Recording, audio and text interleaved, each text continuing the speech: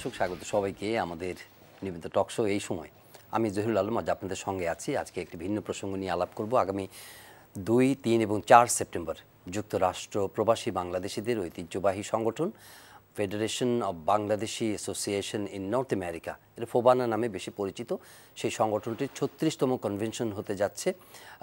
এবারের সম্মেলনটি তারা করছেন যুক্তরাষ্ট্রের শিকাগোয়। এটি উইন্ডি সিটি নামে খ্যাত এবং বাংলাদেশের গর্ব প্রখ্যাত স্থপতি এফআর খানের স্মৃতি বিজড়িত এই শহর। 30 বছর পরে শিকাগো শহরে আবারও ফোবানার কনভেনশন হচ্ছে। শিকাগোর নর্থ শোর সেন্টার ফর পারফর্মিং আর্টস এই হলরুমে, জমকালো কনভেনশন হল, সেখানেই উদ্যোক্তারা প্রস্তুতি নিচ্ছেন। কি করেন তারা প্রতি বছর সেখানে, সেই বিষয় নিয়ে সবারই কৌতূহল আছে। দেশ বিদেশ থেকে অনেকেই সেখানে যোগ দেন। বাংলাদেশ, যুক্তরাষ্ট্র প্রবাসী বাংলাদেশি ছাড়াও নর্থ আমেরিকা অন্যান্য জায়গা থেকে সেখানে যান। বাংলাদেশ থেকেও অনেকে সেখানে যুক্ত হন। এর মাধ্যমে তারা কি অর্জন করছেন এই দীর্ঘ সময় জুড়ে, সেটি নিয়ে আজকে কথা বলবার জন্য উদ্যোক্তাদের কয়েকজন অতিথি আমাদের সঙ্গে আজকে যুক্ত হয়েছেন। তারা যুক্তরাষ্ট্র থেকে এসেছেন, পরিচিত হব রয়েছেন। একদম বাম পাশ থেকে ডিউক খান, অ্যাডভাইজার ফোবানা 2022, মাঝে রয়েছেন ফোবানা 2022-এর চেয়ারম্যান জনাব রেহান রেজা, স্বাগত আপনাকে। এবং আমার বাঁয়ে রয়েছেন সর্বমে জনাব Mahbub Bhuiyan, executive member FOBANA 2022। স্বাগত আপনাদের তিনজনকে। ধন্যবাদ। আমরা আলাপে যাব, তার আগে একটা স্টোরি দেখব। শিকাগো শহরে এই ঘোষণাটি দেবার সময় তারা একটা প্রেস কনফারেন্স করেছিলেন। সেখানকার যারা সম্মেলনের কনভেনার রয়েছেন এবং মেম্বার সেক্রেটারি তারা রয়েছেন, সেখানকার নেতৃবৃন্দ, তারা যে প্রেস কনফারেন্স দিয়েছেন সেখানে তারা কী তথ্য তুলে ধরেছেন সেটি একটু দেখে আসব। যুক্তরাষ্ট্রের উইন্ডি সিটি খ্যাত এবং বাংলাদেশের গর্ব প্রখ্যাত স্থপতি এফআর খানের স্মৃতি বিজড়িত শিকাগোয় 30 বছর পর আবারও বসবে ফোবানার 36তম সম্মেলন। দীর্ঘদিন পর আবারও স্বাগতিক হচ্ছে শিকাগো, আর তাতে স্বভাবতে উচ্ছ্বসিত হোস্ট কমিটি সহ এখানকার স্থানীয় প্রবাসী বাংলাদেশিরা। এ উপলক্ষে স্বাগতিক স্বর শিকাগোয় এক অনুষ্ঠানের আয়োজন করা হয়েছিল, যেখানে আয়োজক কমিটির পক্ষ থেকে এর সদস্যদের আনুষ্ঠানিকভাবে পরিচয় করিয়ে দেওয়া হয়। এ সময় জানানো হয় আগামী 2, 3 ও 4 সেপ্টেম্বর অনুষ্ঠিত হবে এবারের ফোবানা সম্মেলন। শিকাগোয় অনুষ্ঠেয় এই সম্মেলনকে সফল করে তুলতে নিজেদের প্রস্তুতির কথা জানান আয়োজকরা। আপনাদেরকে আমি বাংলাদেশ অ্যাসোসিয়েশন অফ শিকাগোল্যান্ডের পক্ষ থেকে এবং ফোবানা 2022 হোস্ট কমিটির পক্ষ থেকে যে যেখানে আছেন আপনাদেরকে আপনাদের সপরিবারে বন্ধুবান্ধব নিয়ে লেবার ডে উইকেন্ডে সেপ্টেম্বরের 2, 3 এবং 4 ফ্রাইডে, স্যাটারডে, সানডে শিকাগোতে আসার জন্য আমন্ত্রণ জানাচ্ছি। আমরা অতীত থেকে বর্তমানে অনেক শক্তিশালী। ফোবানাটা আপনাদের জন্য, ফোবানাটা শুধু কোনো লিমিটেড ব্যক্তির জন্য না। এ সময় ফোবানার এবারের হোস্ট কমিটি ছাড়াও হাজির ছিলেন বিভিন্ন স্টেট থেকে আসা ফোবানার বিভিন্ন পর্যায়ের নেতৃবৃন্দ। ঐক্যবদ্ধ ফোবানাকে আরও শক্তিশালী করতে সবার প্রতি আহ্বান জানান তারা। FOBANA is going to the right direction. ফোবানাকে নিয়ে উত্তর আমেরিকাতে যেই কিছু লোক বিভ্রান্তির সৃষ্টি করছে, এবং যাতে ওই ব্লেমটা আমাদের কাছে না আসে, আমরা সবাইকে একত্রে নিয়ে কাজ করতে চাই। এবং এই নর্থ আমেরিকা অর্গানাইজেশনটাকে যদি আমরা ইফ ওয়ার্কিং টুগেদার, তাহলে আমরা নেক্সট প্রজন্মের কাছে আমরা ফোবানার ভাবনাটিকে তুলে দিতে পারবো। অ্যান্ড দ্যাটস ওয়াই এটা আমাদের গোল, তাতে করে তারা যাতে আমাদের এই টর্চ, এই লেগেসিটা ক্যারি করতে পারে। অনুষ্ঠানের শেষে ছিল সাংস্কৃতিক পরিবেশনা।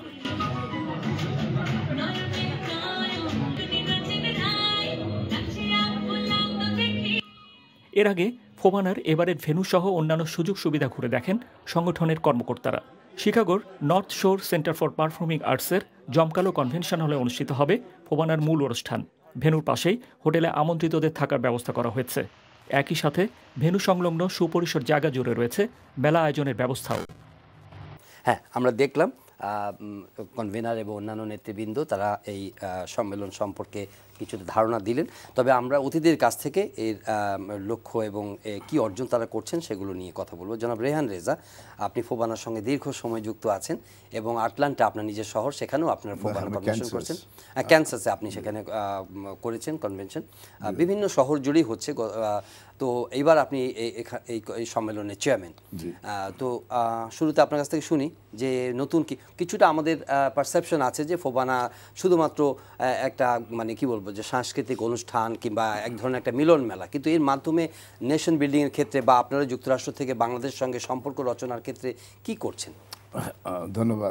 ধন্যবাদ এনটিভি আমাদের আমন্ত্রণ জানার জন্য। এবারের সম্মেলন 36 কনভেনশন এবং একটা নতুন ধারায় মিড ওয়েস্টে 30 বছর পরে হতে যাচ্ছে। সো ফোবানাতে আমরা অনেক কিছু সংযোজন করেছি গত 5 বছর। ডুয়ারিং প্যান্ডেমিকের সময় দেখা গেছে যে আমরা বাংলাদেশ এবং আমেরিকাতে, যেখানে নিউ ইয়র্কে যখন বাঙালিরা ঘর থেকে বেরোতে পারতো না, সেই সময় ফোবানার নেতৃবৃন্দ খাবার ডোর টু ডোর পৌঁছে দিয়েছে। এই মহৎ কাজ শুধু নিউ ইয়র্ক, অন্যান্য স্টেটগুলোতেও করেছে। এবং বাংলাদেশে একটা চরে আমরা 1 মাস খাবার ওখানে বিতরণ করেছি, 130 জনের মতো, 20 জন হবে, যেখানে মানুষ যেতে পারে না। তাছাড়া আমাদের গোল হলো যে আমরা যখন থাকবো না তখন ইয়ুথ ফোরামকে কীভাবে কাজে লাগানো যায়, যারা ওই দেশে বর্ন অ্যান্ড বট আপ এবং যারা ওই দেশে সেটেল নর্থ আমেরিকাতে, এবং তাদেরকে মোটিভেট করে ফোবানাতে আনার জন্য। সো ইয়ুথ ফোরাম আমরা ফোকাস দিয়েছি যে নেক্সট 5 ইয়ার্স যদি আমরা ইয়ুথদেরকে ফোবানাতে সংযোজন করতে পারি, এবং তাতে করে হবে কি তাদের যে আইডিয়াগুলো আছে, লিডারশিপ কোয়ালিটিটা গ্রোথ করবে, এবং নট অনলি ইউএস, এটা গ্লোবালি হতে হবে। যেমন একটা যারা হাই স্কুল সিনিয়র কিংবা যারা college senior, they can come Bangladesh and do internship. তখন হবে কি আমাদের বিভিন্ন ইউনিভার্সিটির সাথে আমরা একটা ব্রিজিং করে দিতে পারি, কিংবা হসপিটালের সাথে, কিংবা আইটি ইন্ডাস্ট্রির সাথে। তো তারা ওখানে যেটা শিখেছে এখানকার স্টুডেন্টরা বেনিফিটেড হবে যখন এক্সচেঞ্জ প্রোগ্রাম হবে। মানে শেকড়ের সঙ্গে তাদের একটা কানেকশন সবসময় যাতে থাকে, সেটাই একটা লক্ষ্য। কারণ আপনি দেখেন বাংলাদেশ কিন্তু আগের সেই বাংলাদেশ নাই। নিক্সন, কিসিঞ্জার যেটা বলছে bottomless basket, this no more, basket is full right নাও।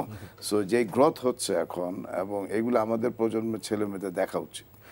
সবসময় একটা মিসকনসেপশন হয় বাংলাদেশ এই, বাংলাদেশ সেই, কিন্তু আমি মনে করি যে বাংলাদেশ অনেক এগিয়ে গেছে, এবং তাদেরকে বাংলাদেশের শিকড়ের সাথে কিভাবে সংযোজন করা যায় এই ব্যাপারে ফোবানা বিরাট ভূমিকা পালন করছে আমি মনে করি। জি, জনাব ডিউক খান, আপনিও যুক্ত আছেন, নানাভাবে যুক্ত আছেন। এবারের কনভেনশন আপনি অ্যাডভাইজার। তো মানে এই দীর্ঘ সময় কি অ্যাচিভ করলো ফোবানা? ফোবানা আমি এটা তো 36 ফোবানা, বাট আমি লাস্ট 25 ইয়ার্স ফোবানার সাথে কানেক্টেড। আমি ফোবানার মানে উত্থান থেকে পতন থেকে উত্থান পর্যন্ত দেখতে পারতেছি, মানে এখন ফোবানা কতটুকু আগায় আসতেছে FOBANA. So I can see তা ফোবানা এখন আর আগের জায়গা নেই, ফোবানা এখন গতিতে অনেক উপরে উঠে গেছে। এবং যেটা আমাদের চেয়ারম্যান সাহেব এখন এক্সপ্লেন করলো যে আমরা শুধু গান বাজনার মধ্যে বা 3 দিনের কনভেনশনে ফোবানা নেই। 3 দিনের কনভেনশনে ফোবানায় আমাদের সেমিনার হয়, আমাদের বিভিন্ন টপিকস নিয়ে বিভিন্ন প্রয়োজনে, যেমন ইয়ুথ জেনারেশন বা বিভিন্ন সাবজেক্ট নিয়ে কয়েকটা সেমিনার হয়। তারপরে আমরা গান বাজনা থেকে সরে আসে, যেমন এখন আত্মমানবতার সেবায় ফোবানা এগিয়ে আসছে। যেমন even not in the United state, আমরা বাংলাদেশেও এই জিনিসটা প্রসার করেছি। আমরা বাংলাদেশে বিভিন্ন যেমন চেয়ারম্যান সাহেব অলরেডি বলেছে, যেমন স্কাউট, রোটারি ক্লাব, তারপরে একটা ছায়াতল সংগঠন আছে, এবং আরও কিছু সংগঠন আছে যারা করে, তাদের মাধ্যমে আমরা এখানে ফুড ডিস্ট্রিবিউশন করতেছি। আজকে প্রায় লাস্ট 2-3 ইয়ার্স হয়ে গেল। তারপরে আমরা একটা সারা ওয়ার্ল্ডে একে কানেক্ট করার জন্য, যেমন বিজনেস, আমাদের একটা বিজনেস নেটওয়ার্ক করছে। আমাদের বিজনেস নেটওয়ার্ক চেয়ারম্যান সাহেব আছেন এখানে ওই কমিটি, উনি বলবেন একটা গ্লোবাল বিজনেস নেটওয়ার্ক তৈরি করতেছে, যাতে সারা দেশের বিভিন্ন জায়গার যারা বাংলাদেশিরা যারা বিজনেসে প্রসার ভালো করেছে, তারা যেন একত্র হয়ে দেশের জন্য, এবং কেউ যদি দেশেও ইনভেস্ট করতে চায় বা ওই দেশে ইনভেস্ট করতে চায়, একটা ব্রিজ তৈরি করতেছে। সো ফোবানা বেসিক্যালি এখন একটা মানে কানেক্টিং পজিশন, মিডল হয়ে গেছে বিভিন্ন প্রজেক্টের, মনে করেন আত্মসেবা বলেন, অথবা ইভেন আমরা যে সাংস্কৃতিক ব্যাপারও বলতেছি, যে সাংস্কৃতিক আমরা শেষ করে দিচ্ছি না, কারণ ওইখানেও আমাদের ইয়াং জেনারেশনকে, আমাদের ছেলেমেয়েদেরকে আমাদের দেশের যেন সংস্কৃতি, আমাদের দেশের কৃষ্টি যেন তারা ধরে রাখতে পারে, এটাও আমরা তাদের কাছে প্রসার করতেছি, তারা আমাদের শিকড়কে ধরে রাখতে পারে। আসবো আপনার কাছে। জনাব মাহবুব ভূঁইয়া, উনি উল্লেখ করলেন যে আপনি বিজনেস নেটওয়ার্কিং এর দায়িত্বটা আপনি নিয়েছেন, এবং যারা পটেনশিয়াল যারা বিজনেস পিপল আছেন তাদেরকে নিয়ে এবারে সম্মেলনে আপনি একটা উদ্যোগ নিয়েছেন। তো বাংলাদেশ থেকেও কি এরকম বিজনেসম্যানরা ওখানে যাবে, মানে এই আয়োজনে যুক্ত হবে? জি, পারপাসটা কি? জি, অবশ্যই যাবে। তো তার আগে আমি ধন্যবাদ জানাচ্ছি এনটিভিকে, ধন্যবাদ জানাচ্ছি আপনাকে আমাদেরকে এই আয়োজনে ডাকার জন্যে। তো আমি উত্তরটা এক কথায় বলে পরে আমি একটু বলবো বিষয়টা। সেটি হচ্ছে যে এখান থেকে গত বছরও বিজনেস নেটওয়ার্ক লাঞ্চের যে ইভেন্টটি হয়েছিল, বাংলাদেশ থেকে বিজনেসম্যানরা গিয়েছিল, ব্র্যাক ব্যাংক গিয়েছিল, বেক্সিমকোর রিপ্রেজেন্টেটিভ এখানে ছিলেন, এবং আরও বেশ কিছু বড় বড় প্রতিষ্ঠান সেখানে গিয়েছেন। তো গত বছর প্যান্ডামিকের কিছুটা প্রণোদনা ছিল, তো আমরা গ্লোবাল স্কেলে প্রোগ্রামটা করিনি। কিন্তু এবছর আমরা যে প্রোগ্রামটা করতে যাচ্ছি সেটা হচ্ছে গ্লোবাল বিজনেস নেটওয়ার্ক লাঞ্চ। এটা মূলত আপনার গ্লোবালি যে সমস্ত স্কিলফুল স্ট্রং বিজনেস বাংলাদেশের লিডার্সরা আছেন তাদের সবাইকে আমরা ইনভাইট করেছি। তারা সবাই এখানে আসবেন এবং ওরা তাদের সাকসেস স্টোরিজটা বলবেন। তাতে কি হলো যে আপনার বাংলাদেশি বিজনেস লিডাররা যে এত স্ট্রং এবং তারা যে এত কাজ করতে পারে এটা কিন্তু আসলে ইভেন বাংলাদেশের লোকরাও জানে না। এবং আমি কিছুক্ষণ আগেও বলছিলাম যে বাংলাদেশের বাইরে প্রায় 1,15,00,000 লোক বসবাস করেন, এবং তাদের মধ্যে নর্থ আমেরিকায় কত? নর্থ আমেরিকাতে আছে 1.5 মিলিয়ন, রাফলি এরকম একটা জরিপ আছে। কানাডাতে maybe 500,000 million, almost 2 million. Correct. তো যে পয়েন্টটাতে আমি আসতে চাচ্ছিলাম সেটি হচ্ছে যে ওইখানকার মধ্যে almost 33% people skillful strong business leaders, কিন্তু তাদের মনের গহীনে সবসময় একটা আশা থাকে যে ওরা বাংলাদেশের জন্য কিছু একটা করবে, কিন্তু কোথায় জানি একটা কানেকশনস গ্যাপ। তো বিজনেস ইনভেস্টমেন্ট কোম্পানির ফোবানার ওই জায়গাটা যাতে পূর্ণ করতে পারে সেজন্য আমরা কাজ করে যাচ্ছি। ভয়টা কোথায়, মানে কি গ্যাপটা কোথায়? না, গ্যাপটা কি জন্য মনের মধ্যে? এখানে বেশ কিছু জিনিস আছে এর মধ্যে, without going to details, governmental bureaucracy and complicacy of getting involve investment in Bangladesh, এটা একটা বিষয় আছে। আরেকটা বিষয় আছে যে কালচারালি এখানে কিছু বিষয় আছে, সেগুলি হচ্ছে যে এখানে আসলে ধরেন আমি ইউএসএতে বিজনেস করছি, আমার একটা বিজনেস লাইসেন্স নিতে হবে, আমি একটা অ্যাপ্লিকেশন করলাম, আফটার 2 days মেলে আমার ইয়েটা চলে গেল, চলে আসলো। আর এখানে একটা জায়গাতে একটা সাধারণ কিছু করতে গেলে দেখা গেলো 8 মাস 9 মাস চলে যাচ্ছে, তারপর ওয়েট করতে লোকজন অনেক ফ্রাস্ট্রেটেড হয়ে যায়। তো এগুলি হয়তো একদিনে হয়ে যাবে না। আমি জানি এখানে আমাদের বিডার পিপলদের সাথে কথা হয়, এখানে বিজনেস গ্রুপদের সাথে কথা হয়, আমি জানি যে বাংলাদেশ এগুলি কাজ করে যাচ্ছে। বাংলাদেশ এখন মধ্যম আয়ের দিকে যাচ্ছে। So economy and business, in my opinion, আমি একটা ছোট কথা বলে শেষ করব, সেটা হচ্ছে আমি ইন্ডিয়ানদের ইতিহাস যখন পড়ছিলাম তখন আমি লক্ষ্য করেছি একটা সময় এনআরআইরাই ইন্ডিয়াকে বিল্ড করেছে। তো এনআরবিসদের মধ্যে অনেক স্কিলফুল পিপল আছে, তাদের কাছে ইনভেস্টমেন্টের পয়সা আছে, আইডিয়া আছে। যদি এখানে আমরা সুযোগ করে দিতে পারি তাহলে অনেক কাজ হবে, এবং ফোবানা চেষ্টা করবে ওই যে গ্যাপটাকে পূরণ করার জন্য, যেটা হলো ব্রিজিং দ্য গ্যাপ। বিজনেসের ক্ষেত্রে, ইনভেস্টমেন্টের ক্ষেত্রে কিভাবে মানে গ্যাপগুলো ব্রিজ করা যায়, আরও কীভাবে কানেকশনটা বাড়ানো যায়, নেটওয়ার্কিং করা যায়। আপনারা এর বাইরেও তো কালচারাল যে ব্রিজিং আছে, বা একাডেমিক সাইডের ব্রিজিং আছে, বা সোশ্যাল এক্সচেঞ্জের যে ব্রিজিংয়ের অপশনসগুলো বা অপরচুনিটিসগুলো আছে, সেগুলো আপনারা কীভাবে কাজে লাগাচ্ছেন? Thank you. আপনাকে একটা এক্সাম্পল দেই যে জানুয়ারিতে শিকাগোতে হেভি স্নো ছিল, অলমোস্ট 10 ইঞ্চ। হ্যাঁ, একটা বাংলাদেশি মেয়ে, সে মিশিগানে যাচ্ছিল তার ইউনিভার্সিটিতে, তাকে ওর পরের দিন গিয়ে এনরোলমেন্ট করতে হবে। So she miss the flight because of ঝড় তুষার। তো she find out online FOBANA and she got my number. সে ওখান থেকে আমাকে কল করছে এবং কাঁদতা ছিল যে ভাইয়া আমি ফার্স্ট টাইম এসেছি, একটা ইয়াং মেয়ে 22 ইয়ার্স ওল্ড, যে আমাকে তো মিশিগানে কালকেই যেতে হবে, তা নাহলে তো আমার এনরোলমেন্টটা বাতিল হয়ে যেতে পারে। তখন আমাদের আজকে যে শিকাগোর যে মেম্বার সেক্রেটারি সাইদ হোসেন কোকো, তাকে আমি কল করলাম যে ব্রাদার ক্যান ইউ হেল্প। হ্যাঁ, তখন কিন্তু তারা কেউ ঘর থেকে বেরোতে পারে না, এত তুষার, মানে গাড়িটারি সব মানে টোটালি স্নো। তো সে বললো যে ঠিক আছে আমি দেখি কি করা যায়। তারপরে মেয়েটা তো মানে কোনো মানে হেভি জ্যাকেটও নিয়ে যায় না, ভাবতে পারে না যে ওয়েদার কীরকম খারাপ হতে পারবে। এনে আসি কিছুক্ষণ পর আমাকে ট্যাক্স করছে, ভাইয়া কি হলো, ভাইয়া কাত্তা ছিল। আমি বললাম don't worry, will take care. তারপরে আমাদের মেম্বার সেক্রেটারি সাইদ কোকো নিজে গাড়ি আস্তে আস্তে চালে, যেখানে 30 মিনিটস লাগে, took 2 hours to go and pick up that girls.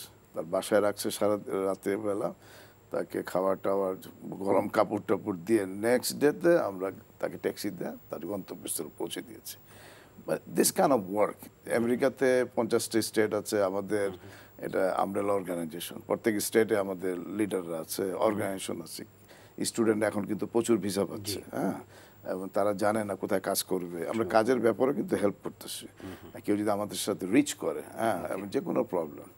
আর একটা হলো যে আমরা এখন চিন্তা করছি যে স্কলারশিপ, আপনি জানেন যে আমরা এই বছর জগন্নাথ ইউনিভার্সিটির সাথে এই প্রথম ফোবানার একটা হিস্ট্রি করলাম, যে তাদের সাথে আমরা এমইউ করেছি, গরিব মেধাবী 5 জন স্টুডেন্টকে নেক্সট 5 ইয়ার্স আমরা স্কলারশিপ দেব। আমরা কিন্তু আমেরিকাতেও দিচ্ছি, যখন যে স্টেটে কনভেনশন ভেরি ওয়েলকামিং। কিন্তু একটা কি যে আপনাদের যেরকম সামর্থ্য, বা আমি বলছি যে অ্যাজ এ হোল ফোবানা বা মানে কি বল যে people living in north America, তারা কি এটা স্কেলটা আরো বাড়ানোর কথা চিন্তা করতে পারে কিনা ইনস্টেড অফ 5, 10, 15, 20? হ্যাঁ, ইট ইজ পসিবল। আমরা যখন আমাদের স্পন্সর যারা আছে এবং বিত্তশালী যারা আছে, বিজনেসম্যান, তারা যখন তাদের প্রতি আপনাদের কল আছে এরকম? হ্যাঁ, তারা যখন আমাদের কাজগুলি দেখে, ম্যাটার অফ ফ্যাক্ট এর ভিতরে 2 জন এগিয়ে আসছে যে তারা এভরি ইয়ার $5,000 স্কলারশিপ দিবে। সো আমার মনে হয় যে গ্র্যাজুয়ালি আস্তে আস্তে এটা বাড়বে যখন আমরা এই ধরনের ভালো কাজ করছি। জনাব ডিউক খান, আমরা যুক্তরাষ্ট্রের কথা যখন দেখি, নানা ধরনের খবর হয়, এখানে নানা মত পথের লোক থাকে, নানা ধরনের রাজনীতি আছে, নানা ধরনের সংগঠন আছে। অ্যাজ এ হোল ধরেন যে ফোবানা তো সবারই সংগঠন, ওরকম সম্প্রীতি বা সৌহার্দ্যের সম্পর্ক যেটা মানুষ ড্রিম করে, সেটা কি আছে মনে হয় যারা আমাদের? আসলে কি, আমরা তো এই দেশেরই মানুষ, আমরা তো বাংলাদেশেরই। আমরা এখান থেকে আমাদের জেনারেশন যখন ওই দেশে গেছে, আমাদের মধ্যে কিছুটা রক্ত প্রবাহ আছে যে আমাদের মধ্যে দ্বিধা বিভক্তি থাকবে। আমি কোনো ভালো জিনিস করতে গেলে আরেকজন বাধা দিবেই, এটা কিন্তু আমাদের মধ্যে আছে এখনো। এবং গ্রাজুয়েট কমে গেছে, এখন অনেক কমে গেছে। এখন আমরা সিনিয়রিটি এসে গেছে, আমাদের নেক্সট জেনারেশন আসছে। নতুন প্রজন্মের মধ্যেও কি এটা আছে? না, সেটাই বলতেছি, নতুন প্রজন্ম তারা কিন্তু এই জিনিসটা ক্যাপচার করেনি। তারা এটা লাইক করে না যে আমাদের সিনিয়ররা বা আমাদের বাবা মা বা আমাদের চাচারা তারা হিংসা বিদ্বেষ নিয়ে একটা জিনিস নিয়ে করুক। তো এই জন্য তারা এগিয়ে আসতেছে, তারা প্রোটেস্ট করতেছে যে নো। ওইটা তাদের এটা দেখে আমরা তখন নিজেরাই ভয় ভদ্র হয়ে যাচ্ছি, নাহলে বাদ দিয়ে দিচ্ছি, সোজা কথা। আর নতুন জেনারেশন, নতুন প্রজন্ম যারা আসতেছে, তারা তো চিন্তাই করে না, তাদের অ্যাক্টিভিটিসটা হবে একটু ডিফারেন্ট। এই জন্য আমাদের কাজটা হইতেছে, যদি তাদেরকে আমরা আমাদের নেতৃত্বে আমাদের গাইডটা দিয়ে দিতে পারি, অ্যাটলিস্ট তারা এই গাইডটা নিয়ে, আমাদের পথটা নিয়ে ভবিষ্যতে তারা কি জনাব রেহানা, তারা কি উৎসাহ নিচ্ছে, আগ্রহ নিচ্ছে সব কাজে? এটা আগ্রহ নিচ্ছে না ওই রকম ভাবে, কিন্তু এটার জন্য আমাদেরকে অনেক কাজ করতে হবে এবং আমরা করছি। আমাদের যে আমব্রেলা সংগঠনগুলো প্রত্যেক স্টেটে যারা আছে, সো তারা যদি প্যারেন্টসগুলো যদি এডুকেট করে তাদেরকে, যে দেখো ওনারা, আমরা ইমিগ্রেন্টস 30 বছর আগে আসছি, অ্যান্ড আমরা তো সারা জীবন বাঁচবো না, তাহলে এটাকে, এই লেগেসি, এই টর্চটাকে হুজ গনা ক্যারি। তো এই জন্যই এই রিক্রুটমেন্টটা আমরা ফোকাস দিচ্ছি, যে আমাদের এখন টাইম হয়ে গেছে, আস্তে আস্তে আমরা রিটায়ার করি, এদেরকে ইন করাই। এবং তারা যদি ইংলিশও প্রোগ্রাম করে, উই হ্যাভ টু অ্যাকসেপ্ট। কারণটা হলো যে তারা ওয়েস্টার্ন কান্ট্রিতে আছে, তারা যদি মিউজিক বাজায় English, that's fine, not necessary যে বাংলাই বলতে হবে। যারা মাহবুব ভূঁইয়া, আপনি এনআরআই কথা বলছিলেন, এবং এটা সবাই জানে যে না, এনআরআইরা contributed profoundly to develop the nation, তাই না? এখন আমাদেরও সে সম্ভাবনা আছে, এবং আমরা ছোট বড় স্কেলে কিন্তু সে চেষ্টাটা আছে এনআরবিদের কীভাবে আরও বেটার কানেক্ট করা যায়। তো এখন ওনারা কিছু রিয়ালিটির কথা বললেন, আবার কিছু সম্ভাবনা বা আশার কথা বললেন। এই এনআরবিদেরকে আসলে কনসলিডেট করা, বা তাদেরকে মানে আপনাদের নিজস্ব উন্নয়নের কথা তো অবশ্যই, আমাদের মানে কান্ট্রি অফ অরিজিনের ক্ষেত্রে কী ধরনের নেটওয়ার্কিংয়ের মাধ্যমে তাদেরকে এক জায়গায় আনা যায় এবং তাদের মাধ্যমে বাংলাদেশ উপকৃত হতে পারে? ধন্যবাদ। আসলে এই প্রশ্নটি উত্তরের মধ্যে এটি বলতে হবে প্রথমে, যে আমি যদি 10 বছর আগে তাকাই এবং আজকে তাকাই, তাহলে আমি যেটা দেখতে পারি, এখানে দেখবেন প্রচুর আপনার বিজনেস প্রতিষ্ঠান রয়েছে, যেগুলি কিনা বিদেশি ফ্র্যাঞ্চাইজ বিজনেস অনেক রয়েছে এখানে আপনি অনেক অফিসের উপর দিকে যাবেন, দেখবেন যে USA MBA, আপনি দেখবেন যে অস্ট্রেলিয়া থেকে এডুকেশন করে এসেছে। সো ট্রেনটা শুরু হয়ে গেছে, ট্রেন হ্যাজ স্টার্টেড, কিন্তু এটার গতিটা আমার খুব পছন্দ না। গতিটা আরও বেশি হওয়া উচিত ছিল, স্পিড হওয়া উচিত ছিল। তো কিন্তু এখন সম্ভাবনার দিক থেকে আমি আসলে গ্লোবাল বিজনেস নেটওয়ার্কিং এমন রিসার্চ করেছি, কাজ করেছি, তা আমার কিছু দেখেছি, খুব ক্লোজলি দেখেছি আমি। তো আমার কাছে মনে হয় ট্রেন্ড শুরু হয়ে গেছে এবং বিজনেস পিপলরা কী চায়, বিজনেস পিপলরা চায় নাম্বার ওয়ান ও প্রফিট করতে চায়, হ্যাঁ, ও কী চায়, নির্ঝঞ্ঝাল একটা বিজনেস অপারেশন চায়। তো এখন কিন্তু বাংলাদেশ এখনও বিজনেস প্রফিট করার জন্য অত্যন্ত ভালো একটা জায়গা, এবং যদি অন্যান্য বিষয়গুলি সহজ করে দেওয়া যায় তাহলে আমার তো ধারণা হচ্ছে যে অনেক অনেক ইনভেস্টমেন্ট আসবে বাংলাদেশে এবং এখানে চাকরি হবে, অনেক লোকদের কর্মসংস্থান হবে। এবং আমি যতদূর জানি দেখেছি গভর্নমেন্টের ইন্টেনশন পুরোপুরি রয়েছে এখানে। এখন পর্যন্ত আমরা লক্ষ্যে পৌঁছতে পেরেছি, পারিনি, কাজ হচ্ছে, সময় লাগবে। জনাব রেহান রেজা, তাহলে এত বড় বড় প্ল্যাটফর্ম আপনাদের, সেখান থেকে আপনারা এত কি বলে যে এনআরবিকে আপনারা কানেক্ট করছেন, তো আপনাদের কি পরামর্শ থাকে না এই কান্ট্রি অফ অরিজিনের ক্ষেত্রে? যেই অপরচুনিটির কথা বললো যে দেশেই অনেক সম্ভাবনা রয়ে গেছে রাদার দেন ইউনাইটেড স্টেটস, আপনারা যদি দেশে বিনিয়োগ করতে চান তো সেক্ষেত্রে যে বটলনেক্সগুলো আছে আপনারা কোনো পরামর্শ নিয়ে আসেন না ওনার কাছে? আমরা বিভিন্ন সময় বিভিন্ন মন্ত্রণালয়ের কথা বলেছি যে ওয়ান স্টপ শপিং। আসলে ওই ওয়ান স্টপ শপিং এটা নামে মাত্র। আপনি যখন অ্যাজ একটা ফরেনার অনলাইনে গিয়ে রেজিস্ট্রেশন করবে কিংবা ব্যাংক অ্যাকাউন্ট খুলবে বাংলাদেশের সাথে, অনেক জটিলতা, ইউ ক্যান ডু ইট। এই জিনিসগুলোকে আরও রিল্যাক্স করতে হবে, এবং তা না হলে তো মানুষ কীভাবে টাকা পাঠাবে, নাম্বার ওয়ান। এখন এসে করতে হবে, রেজিস্ট্রেশনের একটা ব্যাপার আছে। এবং আমেরিকাতে আপনি দেখেন, আপনি ঘরে বসে আপনি একটা কেন আপনি হাজার হাজার কোম্পানি রেজিস্ট্রেট করতে পারেন, you can open a bank account. হ্যাঁ, আর যে বললো যে এখন যারা এদেশে আসছে, যারা আমেরিকা থেকে পড়াশোনা শেষ করে, actually they make good money in Bangladesh than USA. Opportunities there. তো ডিউক খান, আপনি কি মনে করেন? ইয়েস, আমি আমাদের চেয়ারম্যান রেহান রেজা এবং মাহবুব ভাইয়ের সাথে একমত যে আসলে আমরা তো চাচ্ছি এদেশে বিনিয়োগ করতে, বা এদেশে এসে আমরা যারা বিজনেসম্যানরা আছি চাচ্ছি, কিন্তু ওই যে একটা জায়গায় বাধা আমাদের, যখন এসে আমরা কিছু করতে যাই তখন দেখা যায় যে আমাদের হয়তো 6-7 মাস 8 মাস সময় লাগতেছে, কিন্তু আমার পক্ষে সম্ভব না হঠাৎ করে 6 মাস বা 7 মাস এখানে থেকে একটা বিজনেসকে এস্টাবলিশ করে যাওয়া। যার ফলে হয় কি আমাদের কানেকশনটা একটু ডিফারেন্ট, বাট আমরা ট্রাই করতেছি, we still not give up. আমরা স্টিল মন্ত্রণালয়ের কথা বলতেছি, বিভিন্ন বিজনেসম্যানের সাথে কথা বলতে, যাতে এটাকে কিভাবে করা যায়। We are working on that.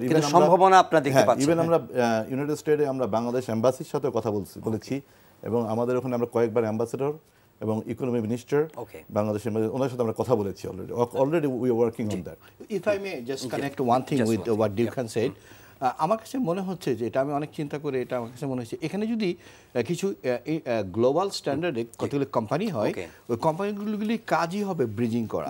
They will charge money but they will give the support and yes assistance. Thank you so much জনাব Mahbub Bhuiyan, executive member FOBANA 2022, জনাব রেহান রেজা, চেয়ারম্যান ফোবানা 22, আপনাকেও ধন্যবাদ, এবং জনাব ডিউক খান, অ্যাডভাইজার। আপনারও ধন্যবাদ। জি, প্রিয় দর্শক, আজকে এই অল্প আলাপের মধ্যে আমরা অনেক কিছু জানলাম। তাদের অত্যন্ত আগ্রহী, তারা বাংলাদেশের সঙ্গে সম্পর্ক আরও গভীর করার ক্ষেত্রে নতুন প্রজন্মকে আরও যুক্ত করতে চান শেকড়ের দিকে। এই সদিচ্ছাগুলোকে যাতে প্রপারলি ভালোভাবে ট্রান্সলেট করা যায় এবং দুদেশের উন্নয়নে এবং এনআরবিদের কল্যাণে এবং আমাদের দেশের মানুষের কল্যাণে, সে আশাই আমরা রাখবো।